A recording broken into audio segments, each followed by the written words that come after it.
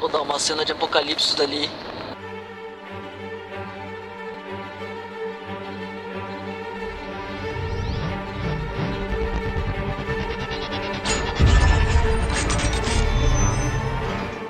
Fala galera, beleza? É o seguinte, hoje estamos aqui de volta em Curitiba. Olha só, minha aula começou ontem, segunda-feira, hoje é terça. Pra quem não sabe, eu cheguei aqui em Curitiba dia 30, né? Agora eu tô tendo que arrumar umas coisas pra poder fazer as lives que eu tô querendo fazer pra vocês, né? Eu trouxe esse monitor que eu tinha lá em casa, só que meus cabos não chegam no computador, então esse é um probleminha que eu tenho que resolver. Mas enfim, né? Eu fui visitar esqueci o nome do parque agora.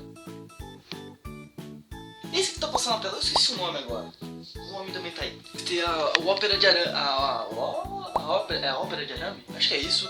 Se eu não estou enganado, também visitei lá, só que eu não podia entrar, porque meio que eles estavam preparando para um show muito louco aí que ia acontecer. A Ópera de Arame já foi um tempo que eu fui, mas eu deixei assim, né?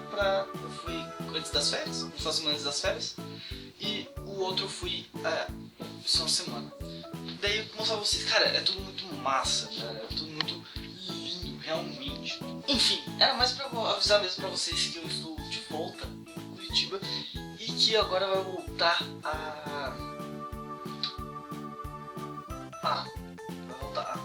Bom, é mais pra avisar que eu tô de volta em Curitiba e que agora vai voltar o cronograma antigo, que era terça e quinta. Eu adorei fazer vídeo todo dia, mas é que pra mim realmente é complicado fazer, né? Se vocês quiserem, eu posso fazer, mas deixem nos comentários, que eu vou pensar no caso, né? Eu vou ter que correr muito atrás pra fazer bastante vídeo, pelo menos pra fazer 5 vídeos por semana, vai ser complicado mesmo, né? Enfim, até porque eu também não tenho muitos jogos assim, que eu possa gravar para vocês no meu computador. Se você quer que eu continue fazendo aquele negócio de toda semana, vídeo de segunda a sexta, deixa seu like, eu me esforçarei para fazer o máximo possível. Bom galera, mas eu espero ter gostado do vídeo. É um vídeo simples para mostrar mais ou menos o que eu visitei e que eu estou, e para avisar também que eu estou de volta aqui na Curitiba. Então é isso aí, um basicamente. E até a próxima. Falou!